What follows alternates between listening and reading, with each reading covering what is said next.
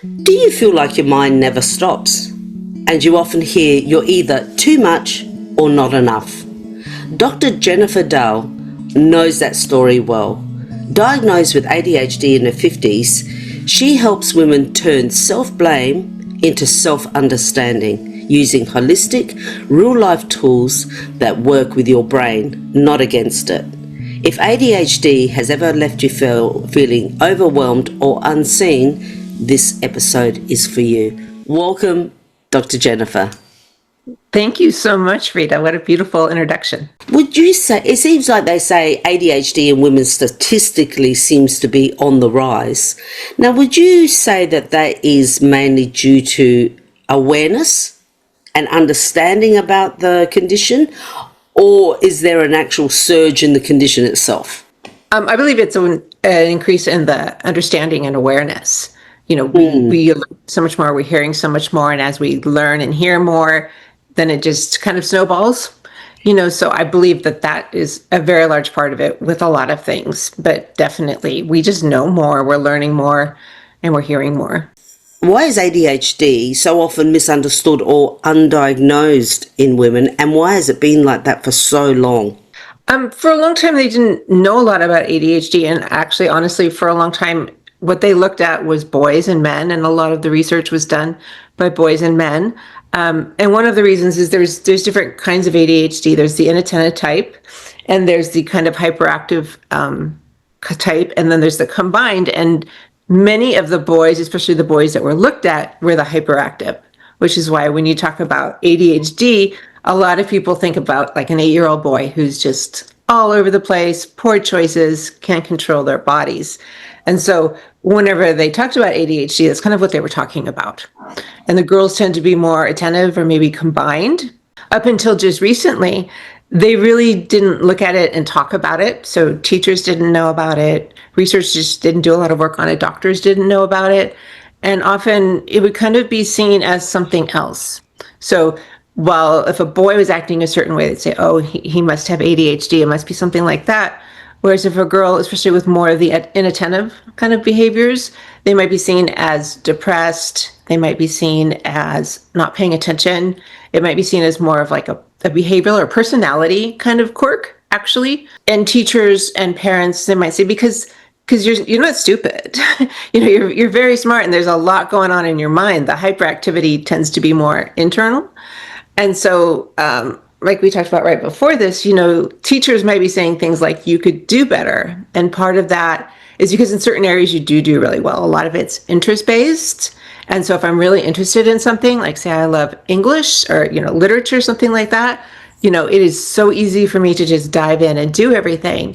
And so people are used to this certain level of performance, maybe in students. And then there's other subjects that for whatever reason you're not that interested in or are a little bit harder.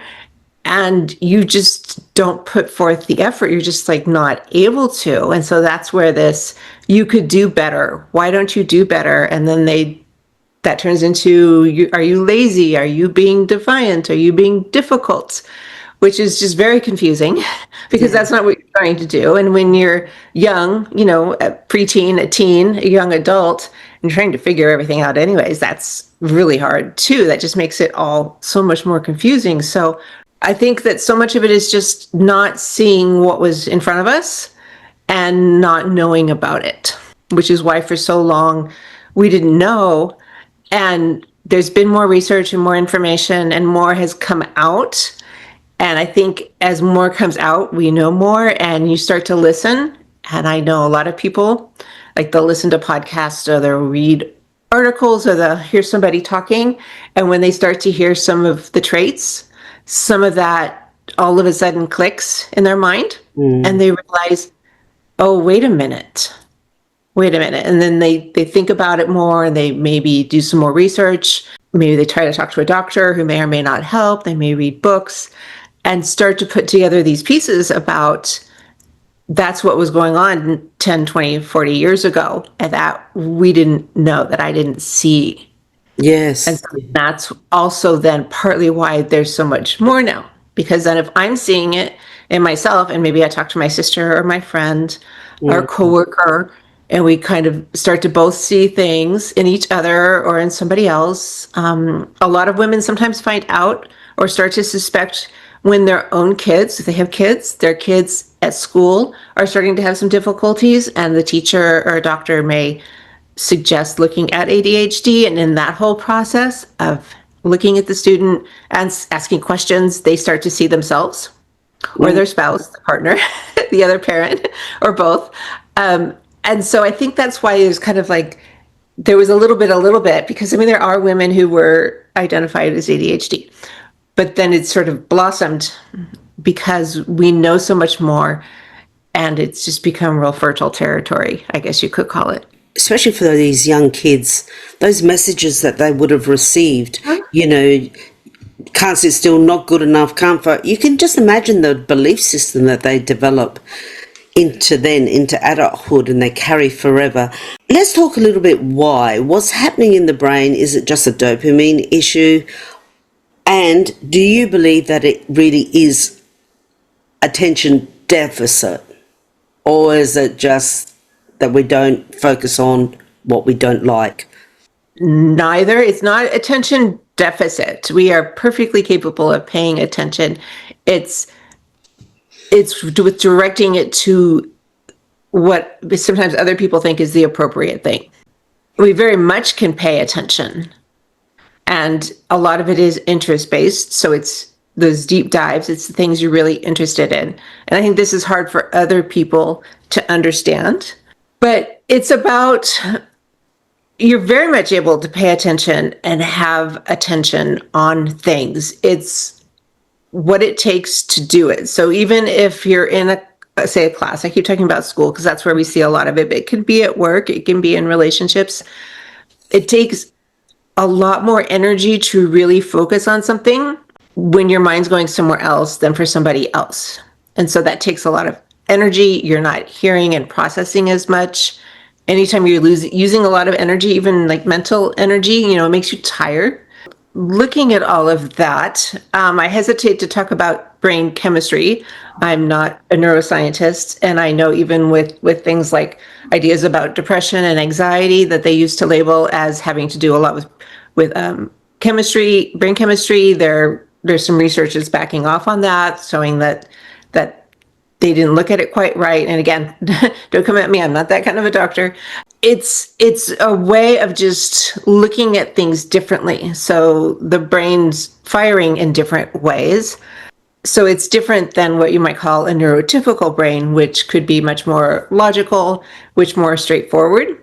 So a lot of creative people, like if you talk to people with ADHD, they can be really good at coming up with lots of ideas, thinking outside the box in a way, which can be good, which can be overwhelming. And I think that a lot of people have learned or have been trained to kind of keep that inside. So if you're at school or you're in a job or you're in a situation where if you get excited about something and you start coming up with all of these ideas and this doesn't fit to what the agenda on the meeting is, where they just want one idea, you probably learn to shut it down. And so there's probably a lot of people out there that we don't really see or know because they've learned to keep it all inside. Yeah, that definitely makes sense. You've been trained, and by the time you're 30, 40, 50, you've been trained in a lot of ways and in a lot of situations to just keep it inside. Now, if you think that describes you, you may also find that there are situations where that's not true. So you may have certain friends, certain groups, certain hobbies, certain things that you do where you feel like you can just be you. And a lot of that comes out more. So your creativity, your ideas, your thinking outside of the box comes out there.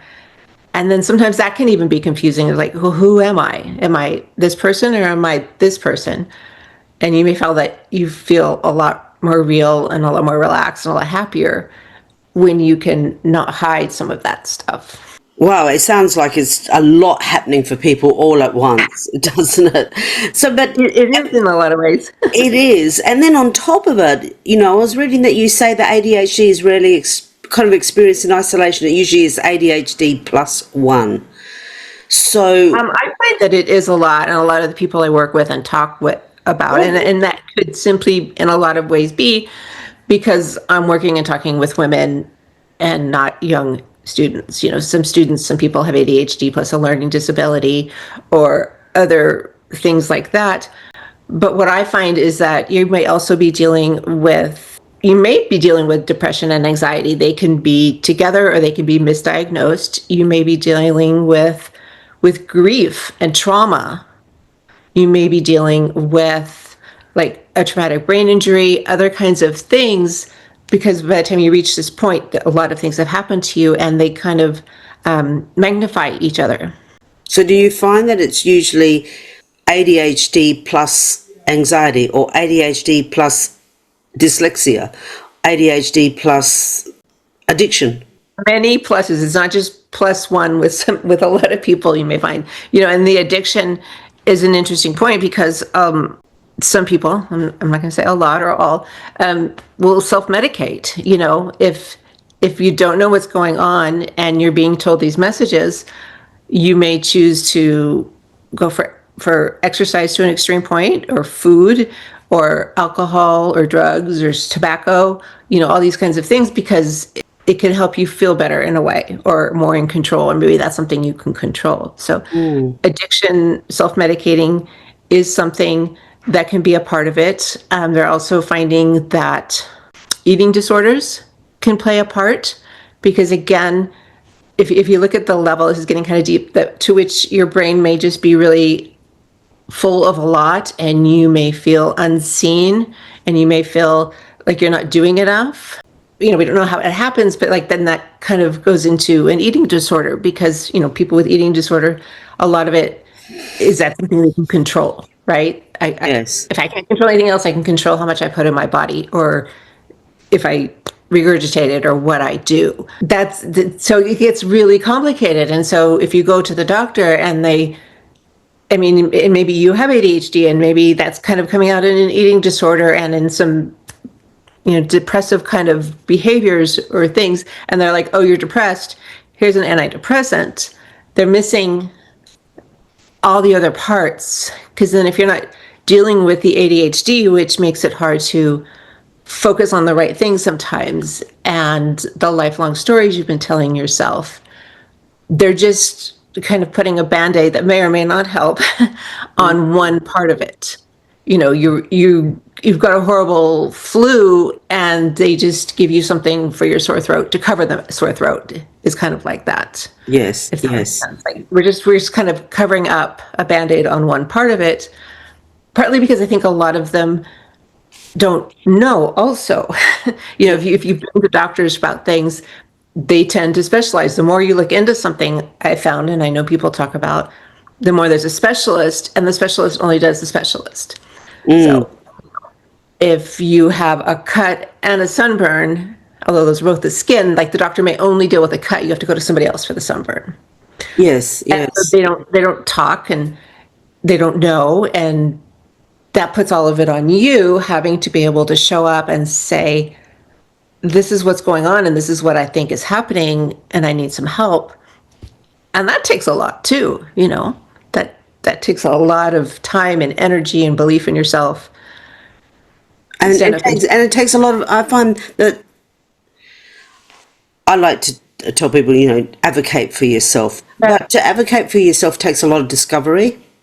And that's what you say, the time and the energy and the discovery to understand. It takes a lot of reading, searching right across the internet, talking to people, talking to other practitioners, to try and then pull together. I find then you have this big bag of knowledge that you kind of have to pull the drawstring on to bring it all together to go, I think I sit here on the top. Right, and then you hand it to them. And this is on top of, probably working and living a life and doing other things. And that creates the overwhelm that I feel ADHD already, people with ADHD already feel overwhelmed. Like there's that saying, people have 100 tabs open in their brain and they've got so many things going. Yeah. And I think, isn't it short-term memory sometimes isn't the strongest in ADHD? So you can walk into a room, you know exactly what you want. You walk into the room and it's like, why am I here? or you go to write something, you've got this great thought, you go to write it down, as soon as you pick up the pen, it's gone. That is frustrating. That's overwhelming in itself. Yeah, and there's different areas of executive functioning, and so they hit different people different ways. It's not like you broke your bone and the bone is simply broken, and my broken finger is like your broken finger, more or less, probably. Is it short-term memory? Is it planning? Is it emotional regulation is a big part too.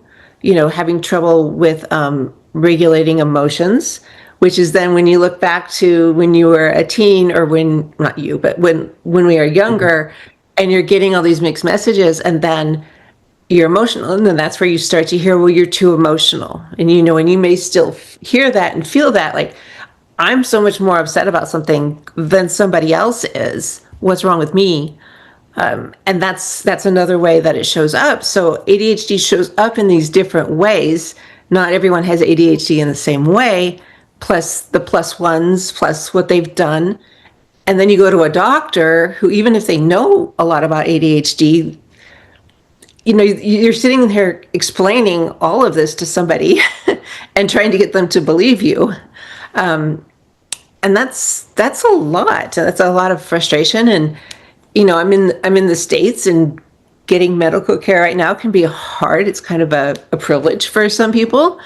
So there's a lot of obstacles to getting that nailed down. Absolutely. And it is hard to do it yourself, especially because, like you say, the presentations of it are so varied and so wide. And then on top of it, you're dealing with probably from years of being shut down and told you're too much, self-esteem issues that can sometimes inhibit us from moving forward. You just think, and you've learned, sorry. No. Yeah, you've learned structures, you've learned things that work or don't work, kind of work for you. Some of us, one thing with many people with ADHD, it's like, structure is good. So like, I need to know what to do, but don't tell me what to do, because I also don't want to be told what to do. But within structures, I worked really well. So I was in school. I went to college several times. I taught for a long time. And so this huge part of my life was within those kind of structures, bells and calendars. And I knew how to play that game. I knew how to play and fake, in some classes, the education game. And so it fell apart more when I wasn't there. And when I left education, something that I didn't realize was, as much as I might complain about some of those structures, figuring out how to move things forward without them was a lot of work. It's still a lot of work. And so that's how, like, some people with ADHD, maybe you're in a job, a career, an office that really meets your needs, whether they're doing it on purpose or not. You can work well there, and then you go somewhere else, and those structures aren't there. And then that's when it can seem like the ADHD really comes out, when your structures have left. You have to find new ways of managing it. Yes, that would be challenging, because, like you said, structure is great, but then you sort of feel like you rebel against structure because you're telling me what to do, and I'm creative, I'm my own person. You know, novelty.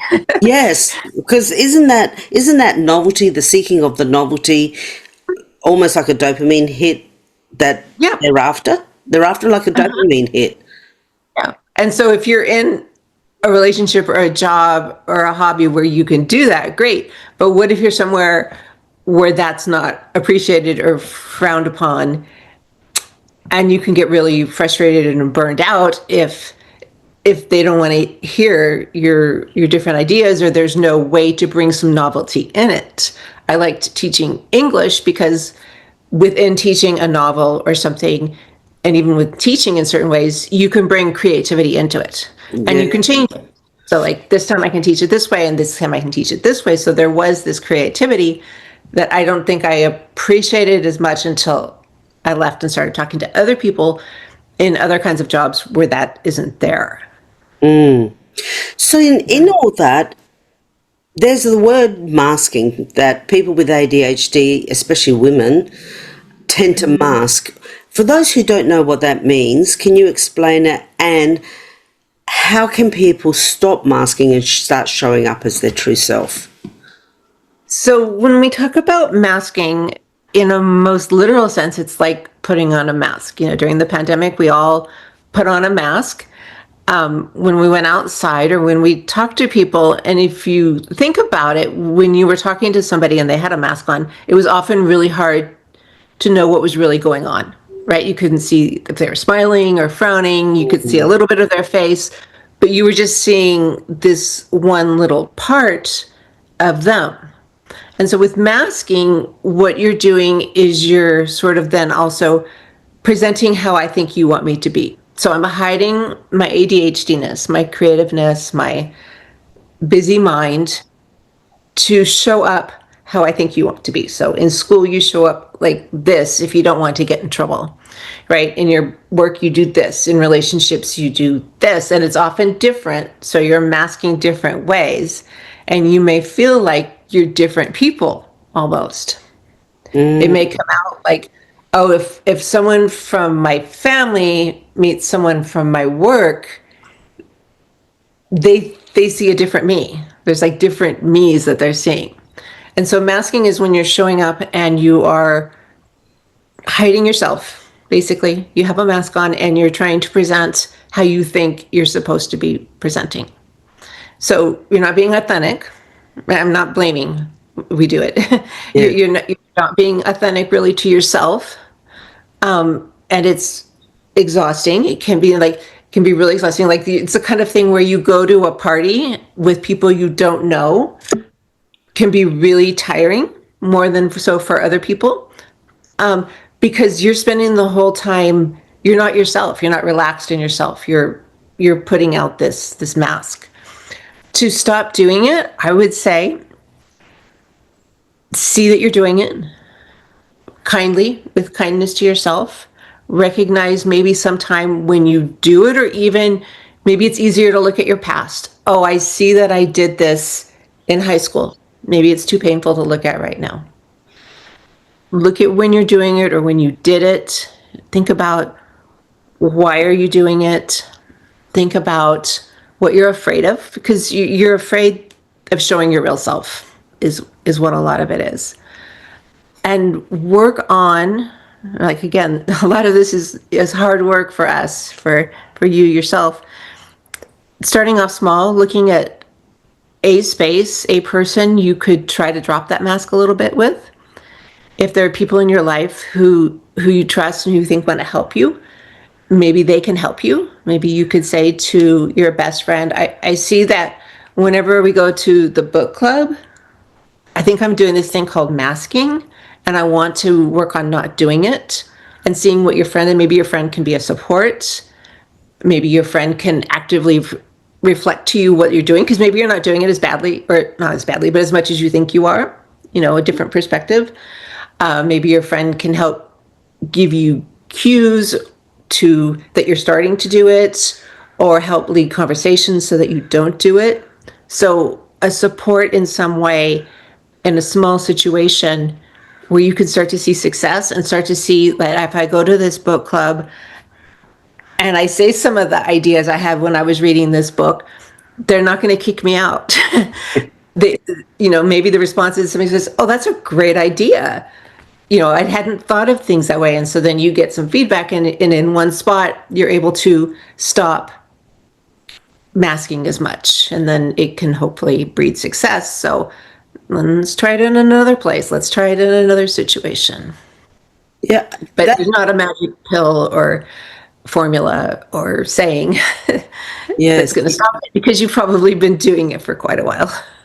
Yeah, and that reminds me of, I know some people who feel like they hide away from life, or they just never feel, you speak to them and you can tell they just don't feel comfortable in their own skin. So it's almost like being who they are isn't going to be accepted, so they become, or they, take on other people's personalities around them, thinking that that's the way I should be. So, and people with ADHD aren't the only ones who do it. People, I think that anyone who finds some part of themselves that they think is not going to be accepted, whether it has to do with gender, sexuality, race, ideas, politics, and are concerned about how they're going to be treated because of that, do Yes. it. Yes. But do it. Yeah, absolutely. If you're not out of any closet, whatever that closet is, that's kind of what you're doing. Yes.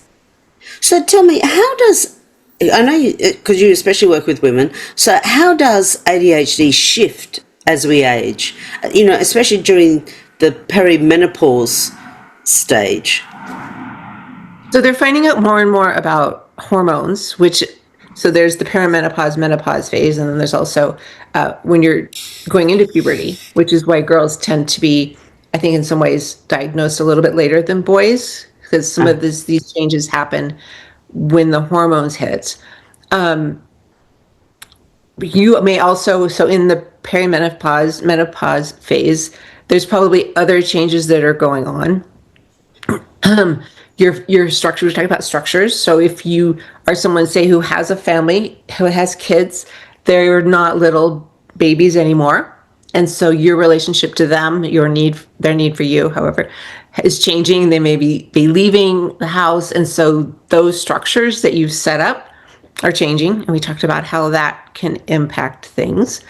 And then within that, perhaps changes within relationships. You may be looking at changing jobs or leaving work during these times. And so just flat out right there, I think women are getting more reflective and their lives are changing and these things they've set up are gone.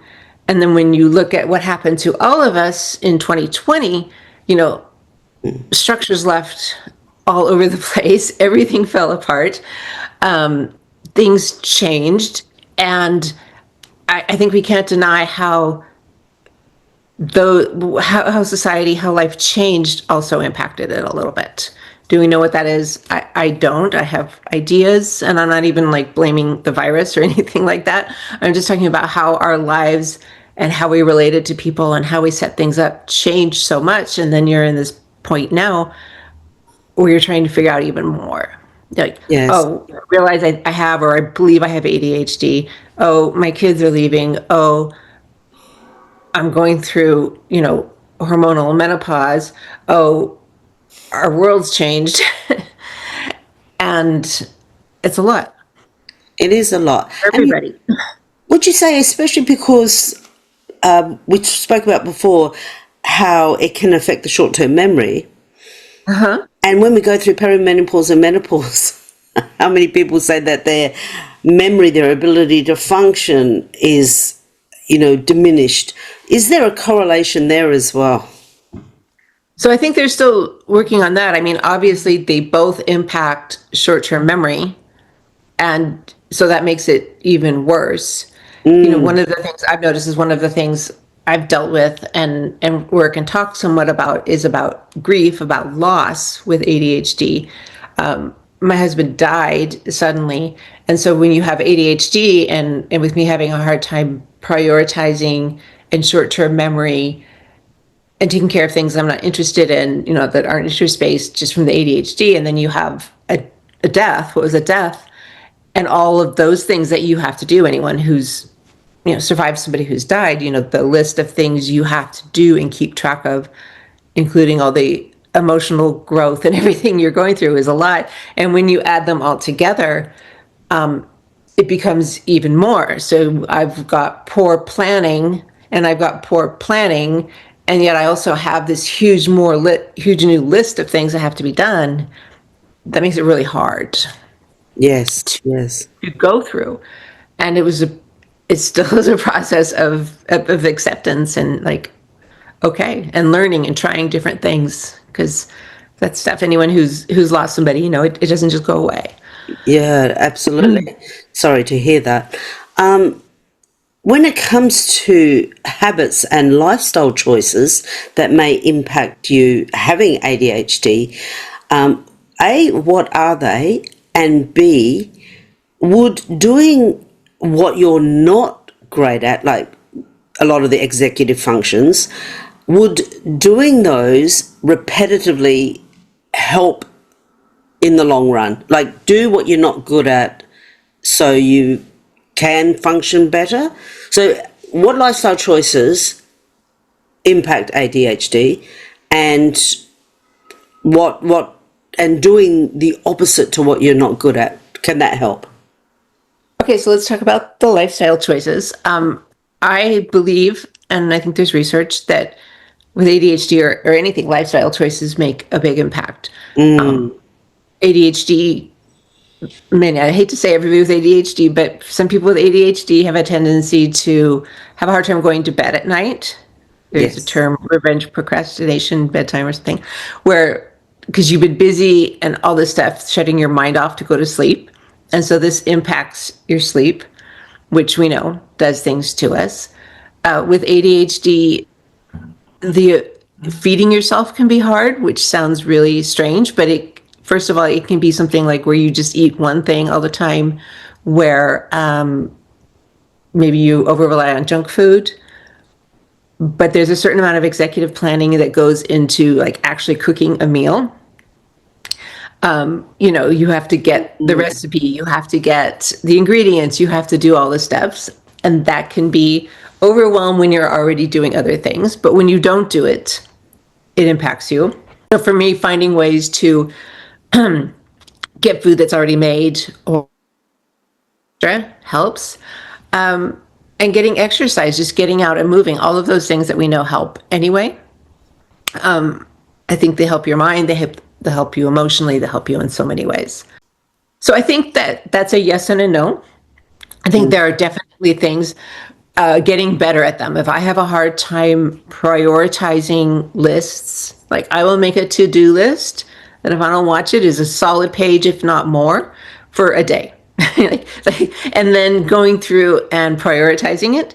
And so walking with other people, working on that, learning how to do that better, definitely helpful. I think that there are skills that we're not good at that we can practice and get better at. But I think I also want to be careful not to put more expectations on us and make us feel worse, because maybe there's some things you don't have to do. Maybe there's some things that if you are in a partnership, your partner can do. You both have strengths, you work off of that. Maybe there's things that you can trade jobs with somebody or hire someone to do. So yes, looking at what you struggle with and find out what's important to you and working on ways to fix it, get better at it. But also, what can you get someone else to do? And then we also put a lot of things on ourselves that aren't really that important. So can we just let go of some of it? Maybe I'm trying to think of an ADHD trait that you could just let go of. Like, maybe you have a hard time remembering people's birthdays. So you can either, some people make sure it's in the calendar, and some people just tell their friends, I love you, but I have ADHD and I show you in other ways, and I'm probably going to forget your birthday. Something like that. So kind of like, instead of putting one more thing on us, like, these are all the things that I do poorly because of ADHD and I have to fix all of these. Like, these are some things I could work on to get better at. These are some things I could get help with, and these are some things I can, for the most part, let go of, and not worry so much about, because you can't do it all. You can't fix it all. You can't do it all. You just can't. And that's really sound advice, because for someone who doesn't have who has a neurotypical brain as opposed to a neurodivergent brain, they don't expect that they have to do it all and can do everything. Right. And it's almost like a pressure that neurodivergent brains, or people with neurodivergent brains, an expectation that they put on themselves, that they have to be able to do it all. That they realize that they're different. Sorry? Asking for help is really hard. Yes. People with ADHD, a lot of people have a hard time. A lot of women have a hard time. A lot of people with ADHD have a hard time asking for help. Why do you think that is? I I think, well, with ADHD, there's kind of the emotional regulation bit of it. And then admitting that you struggle with something because, back to the masking, I can do it all. I can handle it all. My husband died. I can do it all. Let's do it. Let's do it. Let's do it. Let's do it. And that Yeah. lasted for a little while till that fell apart. but yeah, I think a lot of it is we're trying to overcome what we know we don't do well with, so that you don't see it. I don't want you to see and know that Yes. my secret notebook with all my lists in it. I don't want you to see my 100 tabs open because Yes. I Yes. have had people say, "What is that?" Or the the desktop, the file folders, all the things on your desktop. You either know or Exactly. don't. The disorganization, whatever it is, however it presents, people can feel a bit of shame around that, which is, Yeah. terrible. But you mentioned, Somebody looked at that. That's what my brain looks like. yeah, exactly, exactly. So, how can partners, friends, or even the workplace support, especially women with ADHD? I'd say, okay, so the workplace, I mean, there's some legal requirements that they need to do, but I say for everyone learning more, whether you're the person with ADHD, you're a partner, you're a friend, you're a coworker or boss, like learning more about what's really going on now. Get away from the 8-year-old boy and like really learning. And then also understanding that if you've met one person with ADHD, they say you've met one person with ADHD. So going to that person, or if it's your partner, and so what is ADHD like for you? What are you struggling with? Don't assume I struggle with being on time, when what I really struggle with is prioritization or emotional regulation. So it starts with the person with ADHD diving in and releasing what their struggles are that are really important to them and learning about it. And then the people who care about them or work with them, understanding what that is, and together, if possible, coming up with ways to fix it. Because again, you have strengths, you have things you do really well, and celebrate those. Because I think we don't do that either. In our journey to be perfect and not let people know we are struggling, we also don't look at what we do well. It can be hard to then acknowledge that. And so partners, friends, coworkers, kind of looking at that picture. And when you think about it, it makes sense for everybody, but especially with people with ADHD, when you're like, look, I struggle with this, and if we could just do this one thing, it would really help. Or if you could just do this for me, or if we could make this one change, it would really help. Yeah, but that's exactly. It makes sense. It sounds supportive, and I think also a relief that they've actually been able to say, you know what, this is who I am, and I need a bit of help. There's nothing wrong with that. Everybody does. For some reason, neurodivergent brains feel that that's the biggest thing in the world. But how many people ask for help? How many people say, I need it done this way because that's the way I cope with it? Can you support me in that? It's not complicated. So fantastic information. And I always like to end an episode with almost like an action that someone could do so they can take this information and then very simply, like, what's one step for someone who feels like they're just surviving their ADHD? What's the first step towards thriving instead? Something simple they could even do straight away after listening to this. I would say locate that one area that you feel like if you could make a change would make you happiest or the biggest change.